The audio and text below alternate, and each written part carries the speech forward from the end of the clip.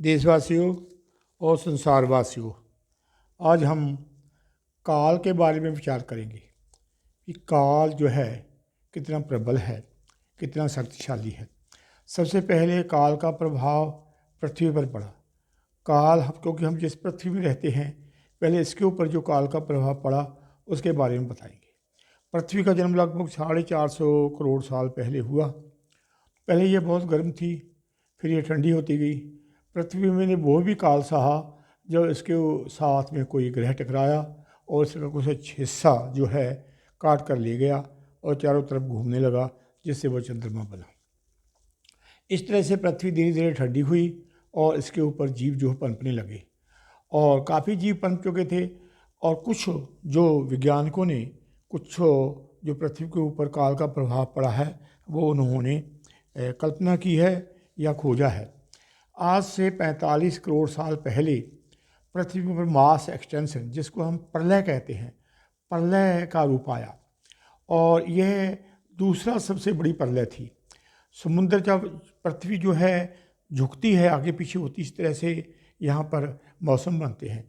तो शायद पृथ्वी ज़्यादा झुकी हुई हो तो समुद्र जो पानी है वो बर्फ़ बनने लगा और धीरे धीरे सारा समुद्र का पानी बर्फ़ से ढक गया, यहाँ तक कि कार्बन डाइऑक्साइड भी कम हो गई, गर्मी ख़त्म होने लगी, गर्मी सारी ख़त्म हो गई और यहाँ के जानवर मरने लगे। जो समुद्र के जीव थे वो भी मरने लगे। जो मरीन लाइफ है, मतलब समुद्र की लाइफ है, इसके ऊपर ज़्यादा प्रभाव पड़ता है मौसम का। तो ये कई करोड़ साल रहा और इस तरह से यहाँ पर 85% जो स्पीसीज हैं, जो नस्लें हैं जो यहाँ पर जीवित थी, सब खत्म हो गई। और धीरे धीरे जब ये पृथ्वी दोबारा गर्म होने लगी, बर्फ़ पिघलने लगी, तो दोबारा इसके ऊपर जीव पैदा हुए। फिर उसके बाद जो दूसरा प्रलय हुआ है वो हुआ है 37 करोड़ साल से पहले। 37 करोड़ साल पहले काफ़ी इसके ऊपर जीवधारी हो गए थे, बहुत जीवधारी थे, क्योंकि पृथ्वी को समय मिल गया था और पेड़ पौधे सब कुछ था। लेकिन उस समय फिर ऐसा हुआ कि समुद्र में बर्फ़ जमने लगी, ज्वालामुखी फटी और ये 2 करोड़ साल रहा, 35 करोड़ साल तक यह रहा। यहाँ पर 86% जो है जीव खत्म हो गए। पहली प्रलय में भी लगभग 85% खत्म हो गए थे और उसके बाद में फिर धीरे धीरे पृथ्वी के ऊपर जो इसका जो प्रभाव है वो कम हुआ। जब प्रभाव कम हुआ तो इसके ऊपर जीवधारी पैदा होने लगे और जीवधारी जो है ये काफ़ी उनको समय मिल गया। फिर तीसरा जो प्रलय हुआ है वो 25 करोड़ साल पहले हुआ है। यहाँ पर 25 करोड़ साल पहले क्या हुआ, समुद्र में ज्वालामुखी फटे, बाहर भी और उससे सुनामी आई, आकाश में जो है गर्म हवा हुई, जो पृथ्वी पर ज्वालामुखी से थे वो भी फट गए, वो भी मतलब फटे और इस तरह से चारों तरफ धुआं हो गया। और समुद्र का जो पानी है, क्योंकि जो ज्वालामुखी फटे तो उसमें जो लावा निकला, उसमें से क्या हुआ कि गैस से जो एसिडिक इसके ऊपर बरसात हुई। तो इस तरह से जो इसका पानी है समुद्र का, वो खारा ना रहा, वो एसिडिक हो गया। हाँ जी। और सारे जीवधारी जो है, मैरीन लाइफ तो ख़त्म होने ही थे, मैरीन लाइफ सारे ख़त्म हो गए। और इस तरह से यहाँ पर फिर दोबारा या जो तीसरा जो हुआ है, 86% जो यहाँ पर जो जीवधारी थे वो ख़त्म हो गए। और उसके बाद में 20 करोड़ साल पहले पृथ्वी पर फिर एक बार ज्वालामुखी फटे, जिससे समुद्र में फटे और तेजाबी वर्षा होने लगी। कार्बन डाइऑक्साइड, मीथेन और कार्बन मोनोऑक्साइड बहुत बढ़ गई, ऑक्सीजन की कमी हुई, जीवधारी सब खत्म होने लगे। लगभग 78% जो जीवधारी है वो ख़त्म हो गए। ये थोड़ा कम प्रलय था इसके ऊपर। और यहाँ पर जो छोटे जानवर, कुछ 3 फुट ऊँचे जानवर कुछ बचे। तो मतलब ये 3 फुट जानवर जो ऊँचे थे उस समय देखा जाए तो डायनासोर ही थे। डायनासोर शुरू में बहुत छोटा था, फिर बाद में बड़ा होने लगा, ये पनपने लगा। तो 20 करोड़ साल पहले जब इसके ऊपर प्रलय हुई थी, उसके बाद में डायनासोर का जन्म हुआ। और जो डायनासोर है उसको बहुत टाइम मिला, 14 करोड़ साल डायनासोर इसके ऊपर अपना उसको डेवलपमेंट का होने का समय मिला और वो बहुत बड़े बड़े हुए। इतने बड़े हुए कि कुछ कहते हैं कि 40 फुट लंबे या 40 फुट ऊंचे वो डायनासोर जो है, अगर लातों पे खड़े हो जाएं, इतने इतने बड़े थे। उनका एक तरह से राज्य था और डायनासोर के ऊपर ख़त्म करना बड़ा मुश्किल था। और आज से 6.5 करोड़ साल पहले फिर पृथ्वी के ऊपर एक आफत आई। एक बहुत बड़ा एस्टेरॉइड, मतलब बहुत बड़ा पत्थर जो है पृथ्वी के ऊपर आकर गिरा, और वो जो गिरा है गल्फ ऑफ मैक्सिको उसको कहते हैं, वहाँ पर आके गिरा।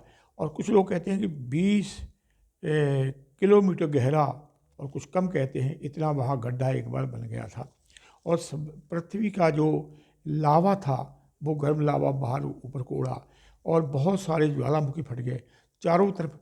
जब वो गिराई पृथ्वी के ऊपर टकराया है तो 1000 किलोमीटर तक तो आग लग गई, सब अवशेष खत्म हो गए, और चारों तरफ पृथ्वी के धुआं हो गया।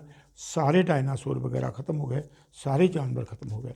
और डायनासोर जो है उस समय ये इतना बड़ा प्रलय हुआ कि 96% जो है जानवर ख़त्म हो गए। ये लगभग 6.5 करोड़ साल पहले हुआ। इस तरह से ये बड़ी घटनाएं हुई, ये समय की बात है। और उसके बाद में पनपने लगा, धीरे धीरे पृथ्वी जो है उसको जो उसका जो है परिस्थिति उसके अनुकूल हुई, और दोबारा से फिर से जानवर, और आप देख ही रहे हैं। लेकिन ये जो आखिरी वाला जो प्रलय है इसके बारे में तो काफ़ी कुछ साइंटिस्ट जो है बताते हैं, वैज्ञानिक, क्योंकि कुछ जानवरों के अवशेष मिलते हैं, तो अवशेषों से ही ये विज्ञानी लोग खोज लेते हैं कि वो जानवर कैसे रहे होंगे। लेकिन पहले जो प्रलय आई है उसके बारे में कम मिलता है, क्योंकि अवशेष मिलते नहीं हैं। और अब हम बात करेंगे, ये तो बात थी पृथ्वी के ऊपर जो घटनाएँ हुई हैं काल की, वक्त की, टाइम की। अब हम बात करेंगे अपने जो जीवन की। विज्ञान को निकाला है कि हम जो जी रहे हैं किस डायमेंशन में जी रहे हैं, इसको वैज्ञानिकों ने डायमेंशन या आयाम में निकाला है। जैसे मान लीजिए कि ये आयाम डायमेंशन क्या है हमारे जीने के लिए। जैसे एक आदमी जैसे सर्कस में रस्सी के ऊपर चल रहा है, तो वो या तो आगे जा सकता है या पीछे जा सकता है। जैसे उसको कोई जानवर गिलहरी चल रही हो रस्सी के ऊपर, आगे पीछे जा सकता है। इसको हम पहला आयाम या फर्स्ट डायमेंशन कहेंगे। उसके बाद में वो आगे दाएं बाएं नहीं जा सकता, आगे या पीछे जा सकता है रस्सी के ऊपर। अब वो अगर धरती पे हो तो वो ही जो जानवर है आगे जा सकता है, पीछे जा सकता है, दाएं बाएं जा सकता है। इसको हम 2 डायमेंशन कहेंगे। अब आप बड़े हैरान होंगे कि जो हम वीडियो बनाते हैं या फिल्म देखते हैं या कंप्यूटर में काम करते हैं, ये 2 डायमेंशन का ही है। हाँ जी, 2 डायमेंशन में काम होता है। अब लेकिन तीसरा डायमेंशन क्या है कि हम आगे भी जा सकते हैं, पीछे भी जा सकते हैं, दाएं बाएं भी जा सकते हैं, ऊपर नीचे भी जा सकते हैं। जैसे भी आप कार के ऊपर जा रहे हैं, कार ज़मीन के पैरेलल जा रही है, समानांतर जा रही है, लेकिन आगे हाईवे आ गया, कार ऊपर को जा रही है। आप सीढ़ियाँ इसके कोठे पर जा रहे हैं। कोई जो जानवर नीचे गिलहरी वगैरह नीचे घूम रही है वो पेड़ पर जा सकती है, पक्षी उड़ सकते हैं। ये 3 डायमेंशन हैं। हम सब लोग 3 डायमेंशन में ही जी रहे हैं। और ये 3 डायमेंशन ऐसे हैं कि हमारी ज़िंदगी 3 डायमेंशन के ऊपर है। अब हम बताएंगे चौथे डायमेंशन के ऊपर। चौथा डायमेंशन क्या है?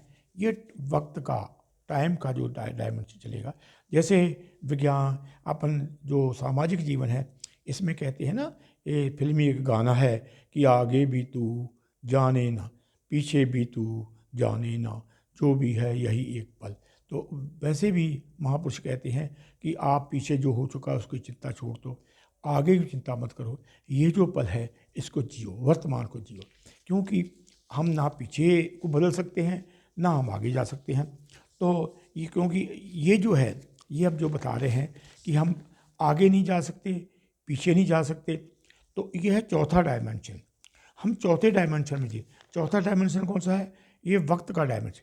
पहले डायमेंशन थे कि हम आगे पीछे जा सकते हैं, दाएं बाएं जा सकते हैं, ऊपर नीचे जा सकते हैं। लेकिन चौथे डायमेंशन में हम पीछे भी नहीं जा सकते, आगे भी नहीं जा सकते। जो वर्तमान है उसी में रहेंगे। ये काल का डायमेंशन है, इसमें हम बह रहे हैं। इसमें आदमी पैदा हुआ, बच्चा है, बड़ा हुआ, जवान हुआ, बूढ़ा हुआ, चला गया, और यहाँ से दुनिया से रुखसत हो गया। और वो कब जाएगा उसको कुछ मालूम नहीं है। पीछे वो अपने को, जो पीछे उसके साथ बुरी घटनाएं हुई हैं, नुकसान, उसको वो बदल नहीं सकता, पीछे वाले नुकसान को। आगे को वो अपने भविष्य को सुधार नहीं सकता। उसके साथ क्या होगा उसको कोई मालूम नहीं है। उसको यह पता नहीं है कि एक आदमी जवान है कि वो इस दुनिया में 25 साल में चला जाएगा, 40 साल में, 60 में, 100 में, कितने में जाएगा। तो यह है चौथा डायमेंशन। चौथे डायमेंशन जो है ये इसीलिए तो कुछ, लेकिन इसमें भी कुछ लोग ऐसे त्रिकालदर्शी थे कि आगे वाले को बता सकते कि तुम्हारे साथ ये होगा, पीछे ये हुआ है। इसको हम त्रिकालदर्शी कहते हैं। जैसे कि आजकल ज्योतिष विद्या वाले जो अच्छे ज्योतिषी हैं, जो मैथमेटिक ऐसी कैलकुलेशन करना जानते हैं टाइम की, वो बता देते हैं कि आप इतने साल के बाद में या आपके पास एक्सीडेंट होगा या कोई बीमारी होगी। तो काफ़ी कुछ उनका प्रेडिक्शन ठीक रहता है। ये बात नहीं है कि वो अटकल पच्चू है उनका, वो काफ़ी कुछ ठीक बता देते हैं। तो ऐसे लोगों को हम, जो पहले भी वैसे महापुरुष बता देते थे आंखें बंद करके, वो त्रिकालदर्शी थे। ये है चौथा डायमेंशन। चौथा डायमेंशन ऐसा है कि जैसे मान लीजिए कि आप बरसात हुई है या किसी नहर जा रही है या कोई झील बड़ी, मतलब कोई नदी है, आप उस पर पानी में गिर गए हैं, तो आपको आपका कुछ बचाव का, आप दाएं बाएं में आगे, आपको पता नहीं आपके साथ क्या होगा, आप बचेंगे कि नहीं बचेंगे। तो आप अपने जो है अपने आप को सरेंडर कर देंगे। इस तरह हम जो चौथा डायमेंशन है, काल का डायमेंशन है, हमने इसमें अपने आप को सरेंडर किया हुआ है। इसलिए हम भगवान की प्रार्थना किया करते हैं कि हमारा आगे वाला जो समय है ठीक हो, पीछे वाला हम सुधार नहीं सकते। अब जो है ये है चौथा डायमेंशन। पांचवा डायमेंशन क्या है? अब पांचवा डायमेंशन ये है कि हम जो हमारे पैरेलल कोई अपना ब्रह्मांड है, समानांतर जो है ब्रह्मांड है, उसमें भी ये वैज्ञानिक मानते हैं कि हमारी फोटोकॉपी है। हम जो पैरेलल ब्रह्मांड है उसमें हम अपना प्रतिरूप देख सकते हैं। उसमें हमारा जैसा जैसे कॉपी है, जैसे फोटोकॉपी है, उस ब्रह्मांड में भी हम होंगे। लेकिन सवाल ये है कि वो ब्रह्मांड जो है हमारे समानांतर हो, हमारे साथ ही पैदा हुआ हो, और उस ब्रह्मांड में हम अपना प्रतिरूप देख सकते हैं। ऐसे देख, लेकिन उससे बात नहीं कर सकते। वो ऐसे देख सकते हैं कि जैसे हम दर्पण में, मिरर में अपना चेहरा देखते हैं, अपना प्रतिरूप देखते हैं, लेकिन उससे बात नहीं कर सकते। जैसे मान लीजिए कि आदम का शीशा लगा हुआ है, उसमें हम अपने आप को देख सकते हैं। यह है पांचवा आयाम, उससे बात नहीं कर सकते। लेकिन जो छठवां आयाम है, छठवें आयाम में क्या है कि हम आगे पीछे भी कर सकते हैं अपने आप को, और अपने आप को थोड़ा बहुत भी इसको बदल भी सकते हैं। हाँ जी। और उससे हम जो है जो समांतर वाला है उससे उसके पास भी जा सकते हैं। और लेकिन बात यह है कि ये जो डायमेंशन है, छठवां डायमेंशन है, इसको हम बहुत ही अब हम ये मानते हैं कि जैसे कोई अवतारी पुरुष हो, हम अपने भूत भविष्य इसमें बदल सकते हैं। सातवां जो डायमेंशन है, सातवें डायमेंशन में क्या है कि हम सभी समानांतर ब्रह्मांडों में जा सकते हैं, आ जा सकते हैं। यहाँ तक पहले डायमेंशनों का ये था कि हम आ जा नहीं सकते थे, उनकी शक्तियाँ तो अपने पास हैं ही, छवें तक सारी शक्तियाँ हमारे पास हैं। लेकिन सातवें डायमेंशन में हम क्या कि समानांतर ब्रह्मांड में हम आ जा सकते हैं, लेकिन वहाँ पर कुछ बदलाव नहीं कर सकते। लेकिन जो आठवां डायमेंशन है वो हमारा जो समानांतर अपना ब्रह्मांड है, उसमें हम आ जा सकते हैं, उसमें कुछ बदलाव भी कर सकते हैं।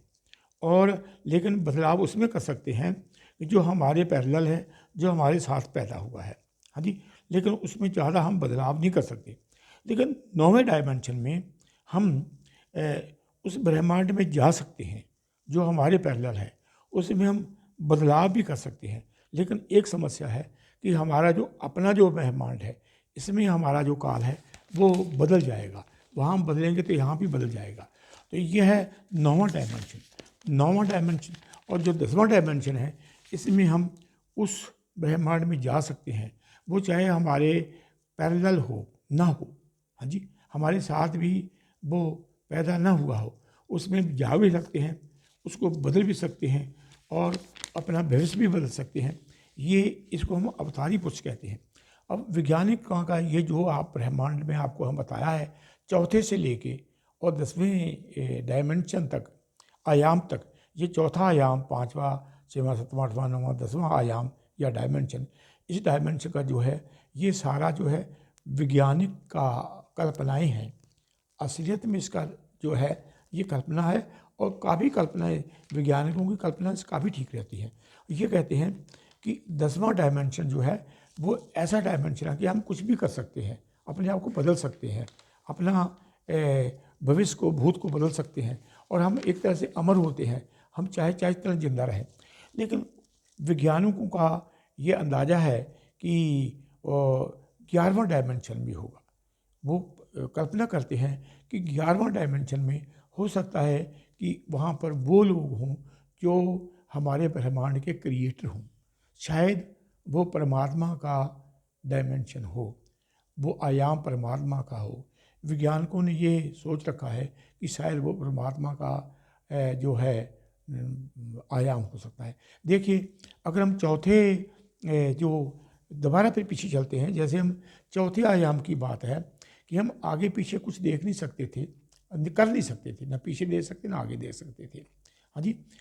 और देखो ये कितना प्रबल है, ये जो अपना काल है, वक्त है, टाइम इतना प्रबल है।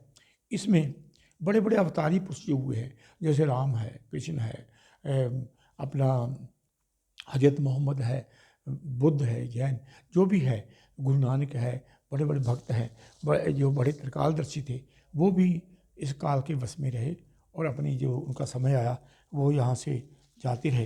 तो ये बड़ा प्रबल अपना काल चक्र बहुत प्रबल है। इसको वैज्ञानिकों ने इसमें डायमेंशन में मतलब आयाम में बांटा है। तो हमारी आपसे ये प्रार्थना है कि आप लोग जो है कम से कम ऐसी चीज़ों को जो वैज्ञानिक चीज़ें हैं उनको आधार बना के कुछ सोचा करो, कुछ समझा करो। हाँ जी। तो जिससे हमारा जो जीवन है, जीवन हमारा आसान हो, यहाँ तक कि हमारी चिंताएं खत्म हो जाए। हमारी चिंताएं ये काल को लेकर ही होती हैं। कोई भी जब हमें चिंता होती है तो यही चिंता होती है कि हमारा जैसे मान लीजिए हम किसी मुकदमे में फंसे हैं, कहीं भी हमारा परीक्षा में है, हमारा जो है इंटरव्यू होने वाला है, या हम तैयारी कर रहे हैं, या कुछ भी हम व्यापार कर रहे हैं बड़े आदमी, तो हमें यह है कि हम व्यापार में कामयाब होंगे कि नहीं, हमारा काल कैसा होगा, वक्त कैसा होगा, इसके बारे में हम सोचते रहते हैं। तो ये वैसे है तो परमात्मा के आधार में ही है। जब तक हम इस डायमेंशनों में नहीं जाएंगे, विचरण नहीं करेंगे, तब तक हमें परमात्मा के भरोसे या काल के ही भरोसे ही रहना पड़ेगा। तो आप सबको मेरा प्रणाम है, सत श्री अकाल। मेरा आपसे रिक्वेस्ट है कि आप लोग है खुशी रहें और इस तरह से अपने आप को बनाएं कि आपके साथ बूढ़े, बच्चे और औरतें जब आपके साथ में रहें, जो बीमार भी लोग भी रहें, तो अपने आप को सुरक्षित महसूस करें। इस तरह से आप सबको बनाएं। और जो धर्म है और इस तरह जो अपना जातिवाद है, इसे धर्म से, जातिवाद से ऊपर उठें। ये काल, वक्त और टाइम को भी पहचानें। ये सब परमात्मा का चक्कर है और इसको पहचान के इससे आप क्या होगा कि आपका जो वैर विरोध सब दुनिया में सबका भाईचारा पैदा होगा। ठीक है, आप सबको मेरा प्रणाम है। तो वाहिगुरू जी खालसा, वाहिगुरू जी की फतेह।